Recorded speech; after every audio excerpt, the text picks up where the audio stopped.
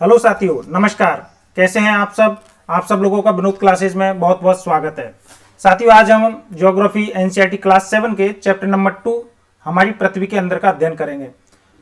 साथियों, उम्मीद करते हैं कि आपको हमारे जो वीडियो हैं वो पसंद आए होंगे और जो हमने पिछली क्लासेज के जो वीडियो अपलोड किए हैं उन्हें आप सब लोग देख चुके होंगे। दोस्तों, आज का जो दिन है वो 21 जून जो है हमारा क्यों महत्वपूर्ण है, ये आप पिछली क्लासेस का यदि आपने वीडियो देखा होगा तो आप समझ पाए होंगे। आज 21 जून के दिन जो है उसे कर्क संक्रांति कहते हैं और 21 जून को सूर्य की किरणें जो है हमारी कर्क रेखा पर सीधी पड़ती है। आज का दिन सबसे बड़ा होगा, इसीलिए जो है 21 जून समर सोलिस्टिस जिसे कहते हैं, आज का दिन सबसे बड़ा होगा हमारा, इसीलिए आज का दिन बहुत बहुत महत्वपूर्ण है और ज्योग्राफी के पॉइंट ऑफ व्यू से तो विशेषकर। इसीलिए आप सब लोगों को कर्क संक्रांति की बहुत बहुत शुभकामनाएं और उम्मीद करते हैं आप ज्योग्राफी को बेहतर तरीके से समझें और इसमें अपना इंटरेस्ट क्रिएट करें ताकि आपको ज्योग्राफी पढ़ने में अच्छी लगे और आप जो है एग्जाम में अधिक से अधिक क्वेश्चन जो है इनके सॉल्व कर पाए। तो साथियों, हम आज जो चैप्टर 2 स्टार्ट करते हैं।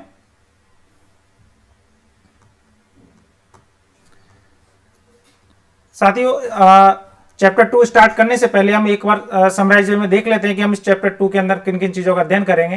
तो दोस्तों, सबसे पहले हम पृथ्वी के जो आंतरिक भाग है पृथ्वी का, ये देखिए आप, ये पृथ्वी है। जैसा कि हमने पिछली क्लासेज में आपको बताया था कि ये गोल ना होकर गोलाभ आकृति की है और हमारे सौर मंडल का एकमात्र ऐसा ग्रह है जहां पर जीवन पाया जाता है।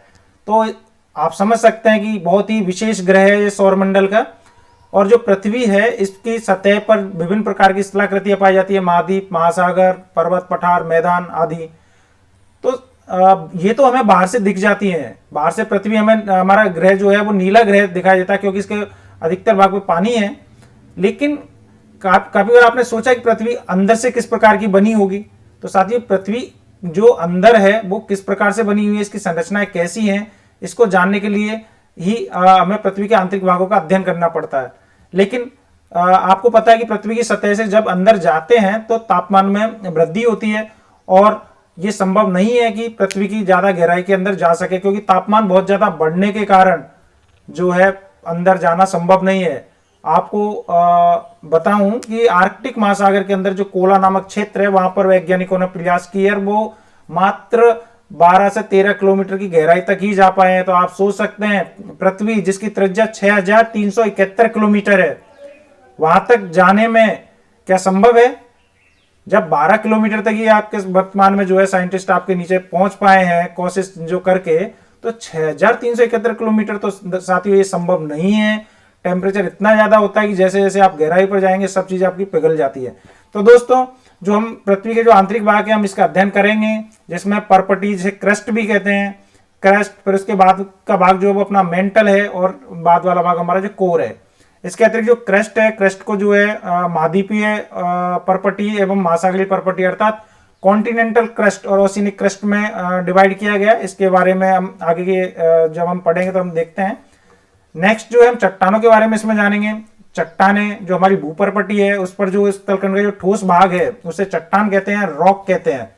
रॉक के जो टाइप्स हैं, आइग्नेस रॉक्स, सेडिमेंट्री रॉक्स और मेटामॉर्फिक रॉक्स। ये जो चट्टानें हैं इनकी क्या विशेषता है, किस प्रकार से बनती हैं और इनके जो उदाहरण हैं वो हम इस चैप्टर के अंदर पढ़ेंगे। इसके पश्चात जो रॉक साइकिल है, एक रॉक का दूसरी रॉक के अंदर चेंजेस वो किस प्रकार से होते हैं उसको हम स्टडी करेंगे। तो साथियों, ये हमारे जो है ऐसे चैप्टर के अंदर के मुख्य बिंदु रहेंगे। अब हम जो है हमारे चैप्टर पे आते हैं। अभी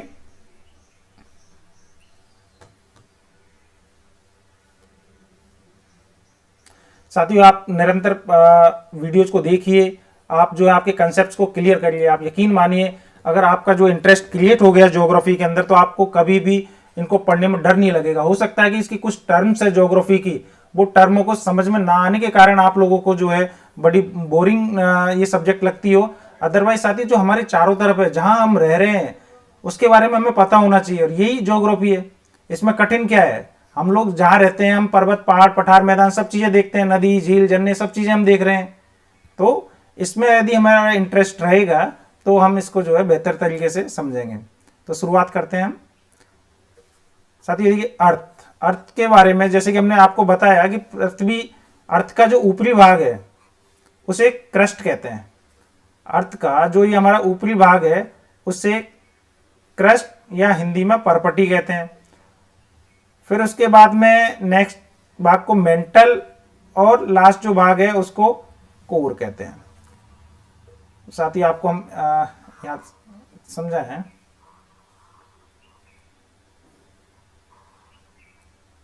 ये हमारा जो है क्रस्ट है,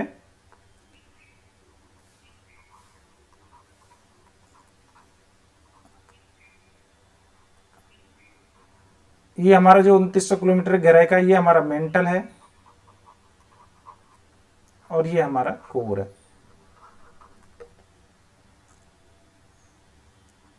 क्रस्ट की जो गहराई है वो हमारे लगभग 35 किलोमीटर तक है। वहीं 2900 किलोमीटर 35 किलोमीटर से 2900 किलोमीटर तक जो है वो मेंटल, और जो पृथ्वी की त्रिज्या है वो 6371 किलोमीटर साथियों। 2900 किलोमीटर से 6371 वाला भाग है जो कोर कहलाता है। ये हमारे पृथ्वी की आंतरिक संरचना है। लेयर है क्रस्ट अर्थात परपटी, ये पृथ्वी का वह भाग है जहां हम लोग रहते हैं, कठोर भाग। क्रस्ट को जो है दो भागों में बांटा गया है, ये महाद्वीपीय क्रस्ट और महासागरीय क्रस्ट, दो भागों में जो है ये इसको डिवाइड किया गया है साथियों। महाद्वीपीय क्रस्ट वह भाग जिसके ऊपर महाद्वीप पाए जाते हैं वो महाद्वीपीय क्रस्ट है, और जिसके ऊपर महासागर पाए जाते हैं क्रस्ट का वह भाग महासागरीय क्रस्ट कहलाता है। साथ ही ये देखिए, यदि ये हमारा जो क्रस्ट है तो ये जहां क्रस्ट का जिस भाग के ऊपर हमारा महासागर पाए जाते हैं उसके नीचे वाले भाग को महासागरीय क्रस्ट कहेंगे, और महाद्वीप जिस क्रस्ट के ऊपर पाया जाता है उसके निचले वाले भाग को महाद्वीपीय क्रस्ट कहेंगे। ये हमारा महाद्वीपीय क्रस्ट। साथ ही देखिए, महासागरीय क्रस्ट की जो मोटाई है वो मात्र 5 किलोमीटर है, और वहीं जो महासागरीय क्रस्ट की मोटाई जो है वो मात्र 5 किलोमीटर है। वहीं जो हमारा महाद्वीपीय क्रस्ट है, एक मिनट साथियों,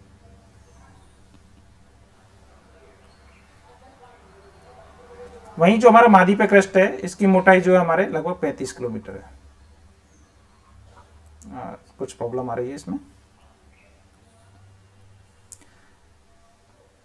तो साथी जो हमारा ये देखिए, ये अर्थ का जो ऊपरी भाग है उसे हम एक सेकेंड,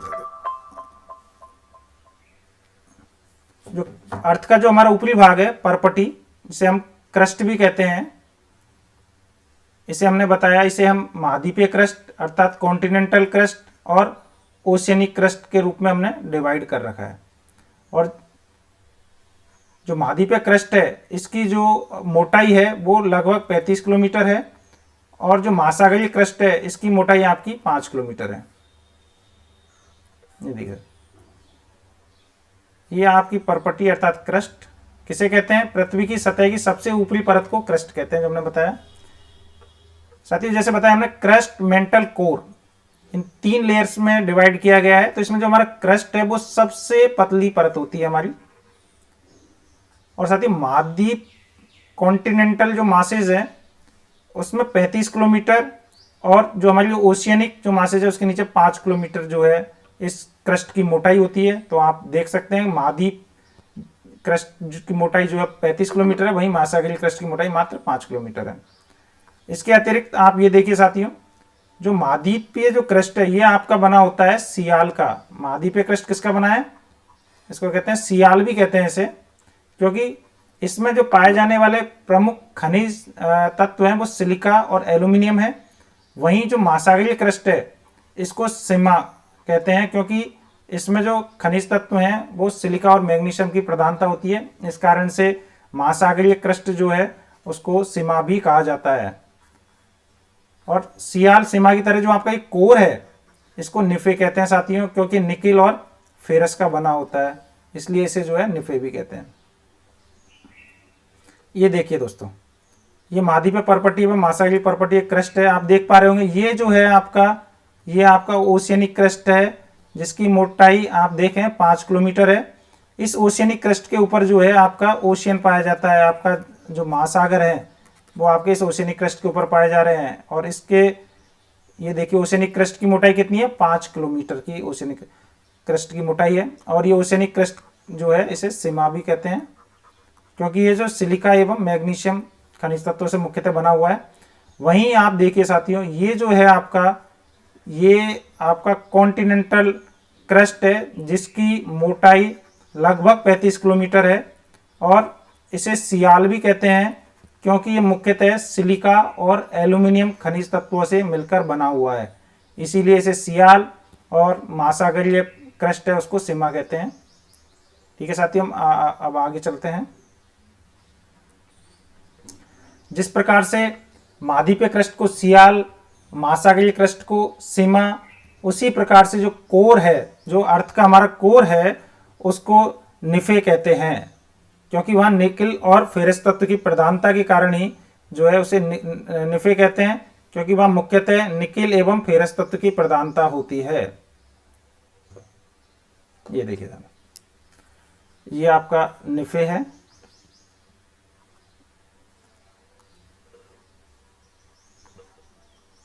ये देखिए, ये आपका निफे है।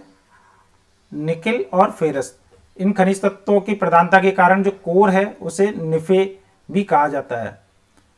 साथियों, अर्थ की जो रेडियस है वो हमारा 6371 किलोमीटर है। जो पृथ्वी की त्रिज्या है वो 6371 किलोमीटर है।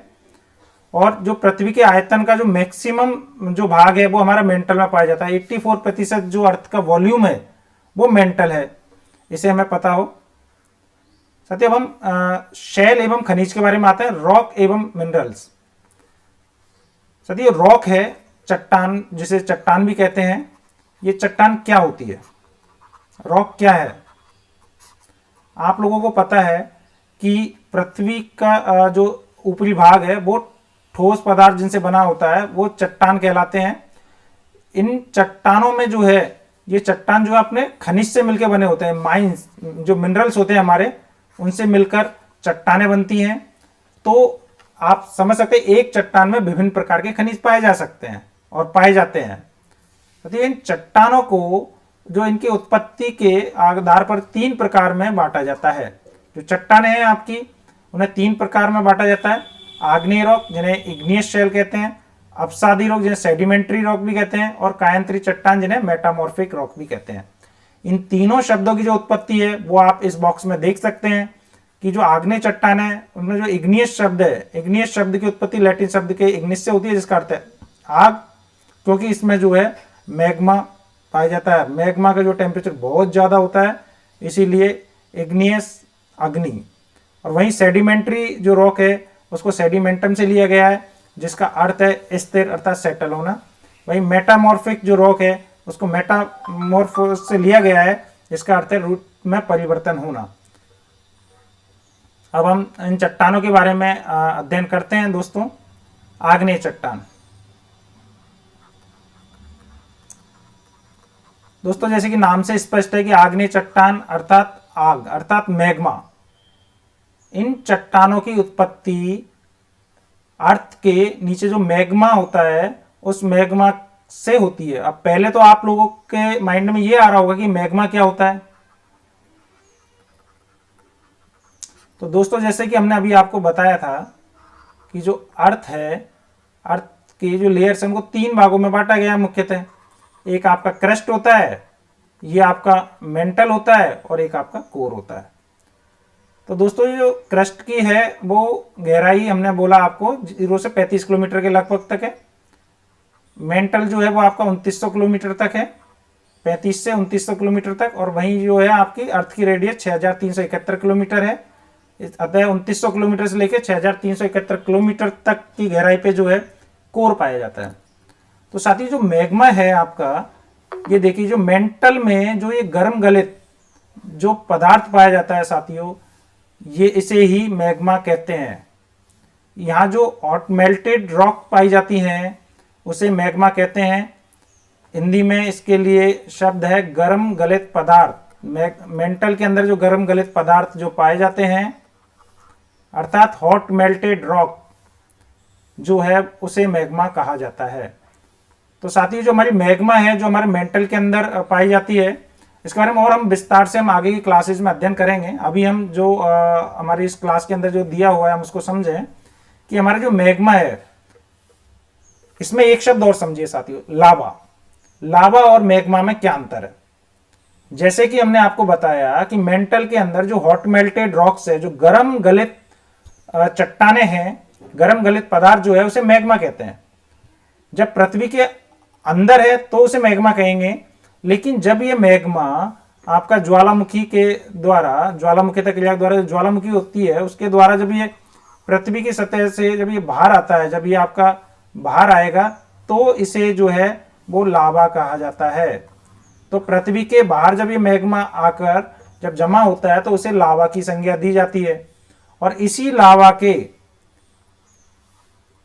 बाहर आकर ठंडा होने और जमने से जो चट्टानें जो बनती हैं, उसे ही आग्नेय चट्टान कहा जाता है। तो देखिए साथियों, द्रवित मैग्मा जो है, जो आपका जो मैग्मा है, ये ठंडा होकर ठोस हो जाता है। जब पृथ्वी के सतह के अंदर रहेगा तो उसे मैग्मा, जब बाहर आएगा तो उसे हम लावा शब्द के तौर पे बोलेंगे। तो जब ये ठंडा होकर ठोस हो जाता है तो उससे जो चट्टान बनती है उसे आग्नेय चट्टान कहते हैं। एक ये भी इंपॉर्टेंट पॉइंट है साथी हमारा, इसमें कहते हैं प्राथमिक सेल, प्राइमरी रॉक। क्योंकि सबसे पहले जब अर्थ का निर्माण हुआ, तो आपको पता है कि अर्थ जो है एक गर्म गैस का गोला था, जो धीरे धीरे जब ठंडा हुआ, तो जो लावा जो ठंडा हुआ, उसके कारण आग्नेय चट्टान पृथ्वी पर सबसे पहले बनी थी। इसी कारण जो है इन्हें प्राथमिक सेल भी कहते हैं। आपकी आग्नेय चट्टान जो है वो दो प्रकार की होती है, इंट्रूसिव एवं एक्सट्रूसिव। देखिए हिंदी में इसका नाम थोड़ा आपको टफ लग सकता है, अंतर्वेदी शैल एवं बहिर्वेदी शैल। लेकिन ये बहुत सिंपल है साथियों, सिर्फ नाम, सिर्फ टर्म हो सकता है थोड़े इस तरीके के हों कि जब तक हमें उनके प्रति समझ नहीं हो तो हमें कठिन लगे, लेकिन जब आपको पता लगेगा ये क्या होती है तो आपको ये चीज़ें बहुत सिंपल लगेगी। तो जो आपका अंतर्वेदी सेल है, जो इंट्रूसिव रॉक है साथियों, उसे कहते हैं जब आपका मैग्मा पृथ्वी की सतह से बाहर निकलने से पहले ही, अर्थात समझिए ये आपकी अर्थ सरफेस है, ये आपके यहाँ से मैग्मा जो है आपका वो निकल रहा है चैम्बर, लेकिन जब ये अर्थ सरफेस में से बाहर आने से पहले ही यदि ये जम जाता है और जो चट्टान बनाता है, उसे ही अंतर्वेदी सेल अर्थात इंट्रूसिव रॉक कहते हैं। और वहीं जब ये बाहर आता है और बाहर आने के बाद में जो ये ठंडा होकर, लावा ठंडा होकर जो चट्टान बनाते हैं, उसे एक्सट्रूसिव अर्थात बहिर्वेदी सेल कहते हैं साथियों। तो आपको पता होना चाहिए, जब भी आग्नेय चट्टान की बात करें तो बताएं कि दो प्रकार की होती हैं, एक इंट्रूसिव अर्थात अंतर्वेदी सेल, दूसरी एक्सट्रूसिव अर्थात बहिर्वेदी सेल। क्या अंतर होता है? अंतर्वेदी सेल वो है आग्नेय चट्टानें जब मैग्मा पृथ्वी की सतह से बाहर निकलने से पहले ही पृथ्वी की सतह के अंदर ही जमकर ठंडा होकर जम जाता है, तो उससे जो चट्टान बनती है वो आपकी अंतर्वेदी सेल होती हैं, इंट्रूसिव रॉक होती हैं। और जब पृथ्वी की सतह के बाहर आकर, जब मैग्मा को लावा कहते हैं, जब बाहर आकर जब लावा जमता है ठंडा होकर, तो उससे जो चट्टान बनती है उसे बहिर्वेदी सेल कहते हैं। देखिए साथियों, इन दोनों के एक इंपॉर्टेंट एग्जाम्पल है, और भी बहुत से इनके नाम हैं, वो हम आगे आपको क्लासेज में बताएंगे इनके एग्जाम्पल। लेकिन जो आपकी बहिर्वेदी जो सेल है, ये देखिए, जो आपके मैग्मा के बाहर निकलने से, ठंडा होके जमने से जो चट्टान बनती है, उसका एक बेहतरीन उदाहरण है बेसाल्ट। जो आपका है बेसाल्ट जो है वो आपका बहिर्वेदी आग्नेय सेल का उदाहरण। ये याद रहना चाहिए साथियों, एग्जाम में बहुत पूछा जाता है। आपको पता है कि जो हमारा दक्कन का पठार है, ये भी हमारा बेसाल्ट चट्टानों से ही बना हुआ है। वहीं जो आपके जो मैग्मा जब पृथ्वी के अंदर ही ठंडा होकर जम जाता है, उससे जो चट्टान बनती है अंतर्वेदी आग्नेय सेल, उसका एक खूबसूरत उदाहरण है ग्रेनाइट। ग्रेनाइट ऐसी ही चट्टानों के उदाहरण है। तो साथियों, बहिर्वेदी आग्नेय सेल अर्थात एक्सट्रूसिव आग्नेय रॉक का उदाहरण क्या है? बेसाल्ट। आपको पता है कि जब लावा जब ठंडा होकर जब जमता है, तो वो जो चट्टान बनाता है वो बेसाल्ट से बनी होती है, तो इसकी जो मिट्टी है वो भी काली होती है। ये बेसाल्ट जो है ये हमारा एक्सट्रूसिव आग्नेय रॉक का उदाहरण है। वहीं आपका जो ग्रेनाइट है ये आपका अंतर्वेदी आग्नेय शैलों के उदाहरण है। अभी हमारे क्लास 6 में जितना दिया हुआ है हम उसी का स्टडी करेंगे। आगे हम और डिटेल से जब हम आगे और पढ़ेंगे तो हम और चीज़ें उन्हें देखेंगे। तो साथियों ये हमारी आग्नेय चट्टान के बारे में हमने देखा। अब हम दूसरी चट्टान जिसे अवसादी चट्टान कहते हैं, अवसादी शैल को देखते हैं। देखिए दोस्तों, सबसे पहले जब आग्नेय चट्टानों का निर्माण हो गया जिन्हें प्राथमिक शैल भी कहते हैं, उसके बाद में उन चट्टानों का ऊपर बहुत सारे जो एक्सटर्नल फैक्टर्स हैं वो काम करते हैं। बाह्य कारकों के काम करने से उसके अंदर अपक्षय, अपर्दन जैसी क्रियाएं उसके ऊपर प्रारंभ हो जाती हैं। आपको पता है कि अपक्षय और अपर्दन जो है अर्थात वेदरिंग और इरोजन की प्रक्रिया इसमें चालू हो जाती है। इसके कारण विभिन्न प्रकार के लैंड फॉर्म्स ही बनते हैं। हमने क्लास 6 में विभिन्न प्रकार की स्थलाकृतियों का अध्ययन भी किया है जिसके अंदर हमने इन टर्म्स को समझाया है। तो जो हमारी आग्नेय चट्टान है उस पर जब अपक्षय, अपर्दन जैसी क्रियाएं स्टार्ट हो जाती हैं, अपक्षय मतलब चट्टानों का उसी जगह पर टूटना जो है आपका अपक्षय कहलाता है। वहीं जो अपर्दन के कारक हैं वो उन टूटे हुए जो चट्टानों के जो टुकड़े हैं छोटे छोटे, उनको जो अपने साथ लेके जाते हैं और उसे जहाँ जमाव करते हैं निक्षेपण क्रिया के द्वारा, तो अपसादों को अपने साथ में लेके जाते हैं अपर्दन के कारक, और वो निक्षेपण के द्वारा जो है और स्थलाकृतियां बनाते हैं। तो साथियों जो चट्टाने हैं, जैसे कि आपको बताया कि ये हो सकता है कि तापमान के कारण चटक जाएं, हो सकता है किसी अन्य कारण से जो है इसके अंदर परिवर्तन हो, रासायनिक परिवर्तन हो सकते हैं। इस कारण से जब चट्टानें टूट जाती हैं तो उनके छोटे छोटे जो कण होते हैं उन्हें अवसाद कहते हैं। साथियों अवसादी चट्टान अवसाद से मिलकर बनी होती है। तो अवसाद का मतलब होता है आपका ये छोटे छोटे कण, जो चट्टानों के जो टूटे हुए छोटे छोटे कण हैं इन्हें अवसाद कहते हैं। इंग्लिश में इसी को जो है सेडिमेंट कहते हैं, और अवसादी चट्टानों को क्या कहते हैं? Sedimentary rocks. तो आप सोच सकते हैं इन्हीं अवसाद, इन्हीं सेडिमेंट से मिलकर जो चट्टानें बनती है उन्हें सेडिमेंट्री रॉक्स कहते हैं, अवसादी चट्टान कहते हैं। तो ये आपके जो अवसाद हैं, जो आपके सेडिमेंट्स हैं, ये हवा, जल आदि के द्वारा एक स्थान से दूसरे स्थान पर पहुंचा दिए जाते हैं, और जब ये अवसाद जो सेडिमेंट दबते हैं तो और कठोर हो जाते हैं और उसी से जो है अवसादी चट्टान बनती है। इसके जो उदाहरण हैं साथ ही एग्जामों में जो इन चट्टानों के उदाहरण काफ़ी पूछे जाते हैं, आपको पता होने चाहिए। जैसे हमने अभी पढ़ा आग्नेय चट्टान के कि बेसाल्ट जो है हमारा एक्सट्रूसिव बहिर्वेदी आग्नेय चट्टान का उदाहरण है, वहीं जो ग्रेनाइट है वो हमारी अंतर्वेदी आग्नेय शैल का उदाहरण है।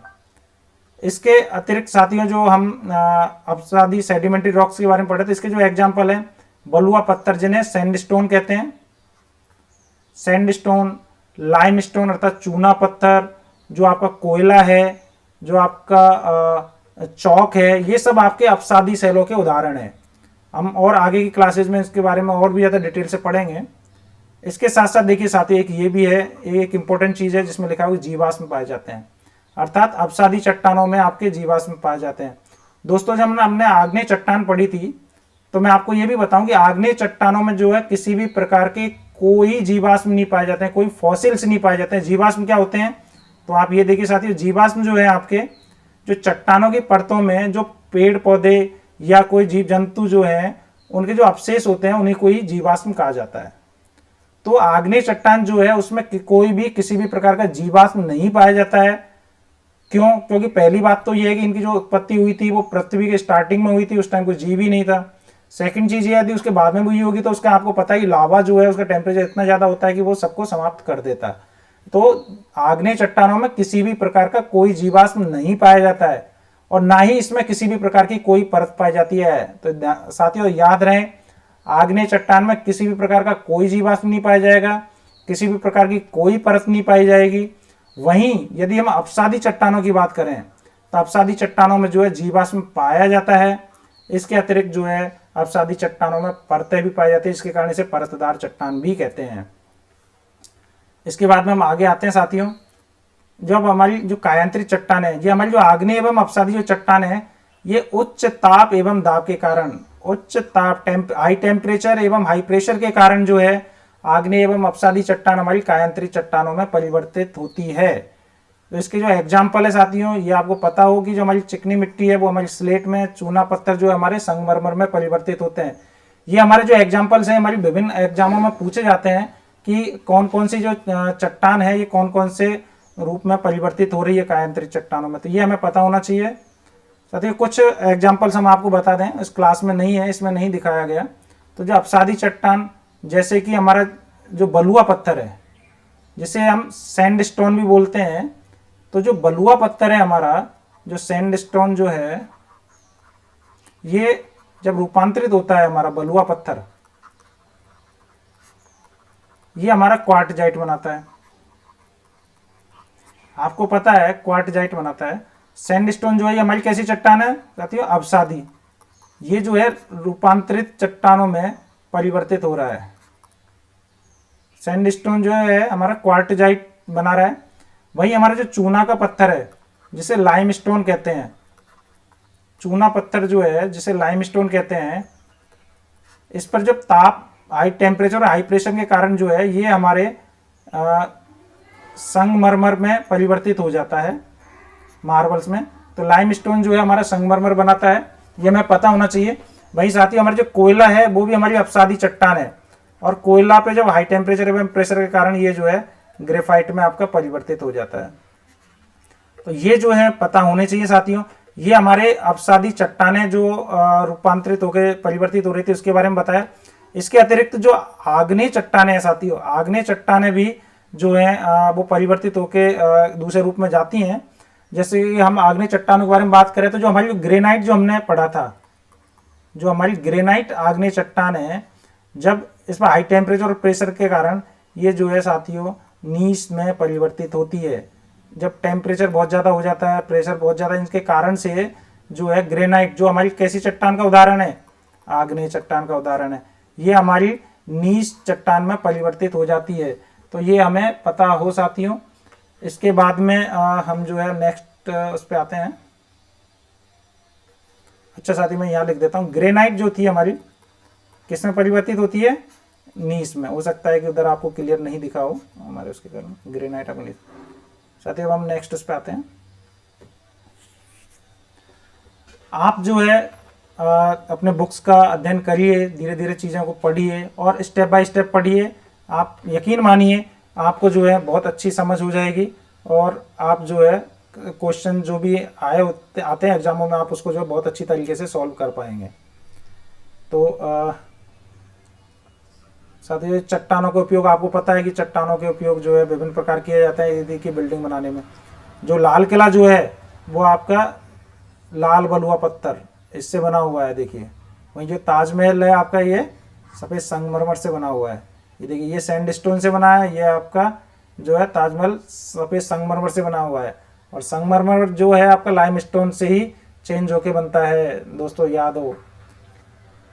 अब हम साथियों सेल चक्र के बारे में आते हैं। जैसे कि हमने बताया कि पृथ्वी पर जो प्राथमिक सेल है वो आपकी आग्नेय चट्टानें हैं जो लावा से बनती हैं। इसमें किसी भी प्रकार का कोई जीवाश्म नहीं पाया जाता, कोई परत नहीं पाई जाती साथियों। ये हमारी आग्नेय चट्टानें हैं। फिर उसके बाद में जो सेडिमेंट हैं, जो आग्नेय चट्टानों और इनके सेडिमेंट से अपसादी चट्टानें बनती हैं, सेलों के टूटने से और उनके कणों को जो बहा के लेके जाने से, और एक साथ जब इकट्ठा हो जाते हैं तो प्रेशर और उसके कारण जो है अपसादी चट्टानें बनती हैं।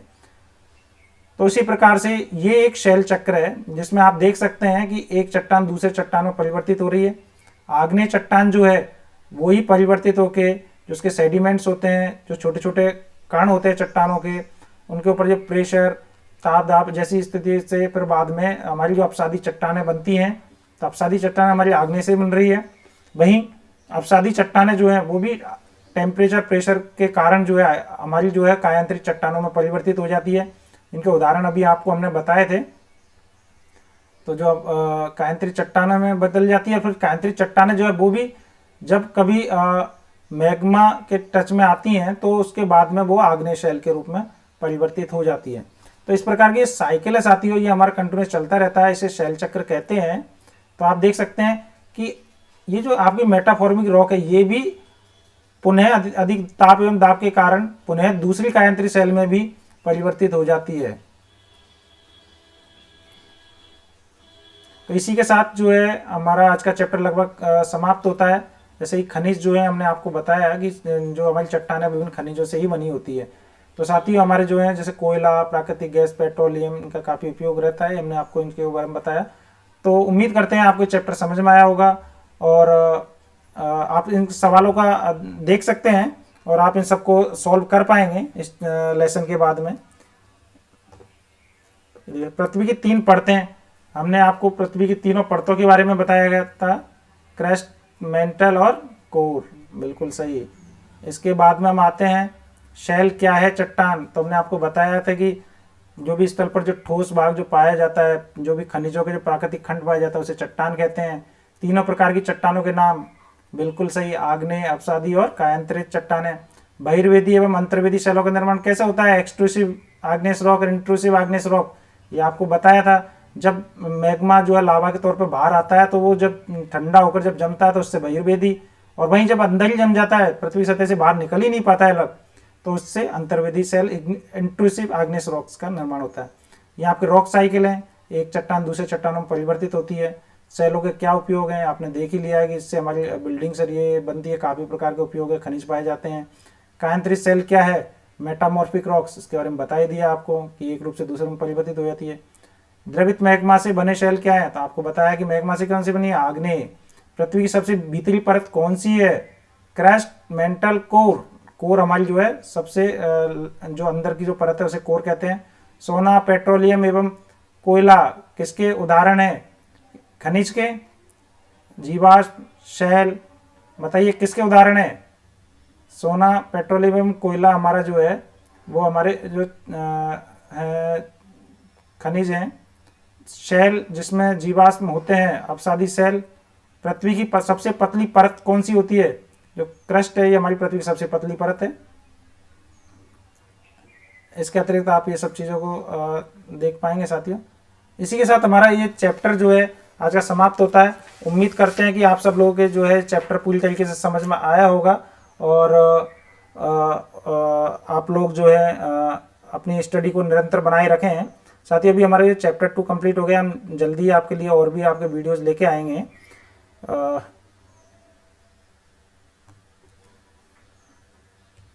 साथियों इसी के साथ हम आज का चैप्टर ख़त्म करते हैं। उम्मीद करते हैं आपको वीडियो पसंद आया होगा। आप इस वीडियो को लाइक कीजिए, ज़्यादा सब्सक्राइब कीजिए और आप हमारा जो मोटिवेशन है वो इसी प्रकार से बनाए रखिए ताकि हम आपके लिए जो है नए नए वीडियोज़ लेके आते रहें। तो साथियों आप सब लोगों का बहुत बहुत धन्यवाद आज के इस वीडियो देखने के लिए। इसी के साथ हमारा आज का चैप्टर हम खत्म करते हैं। Thank you.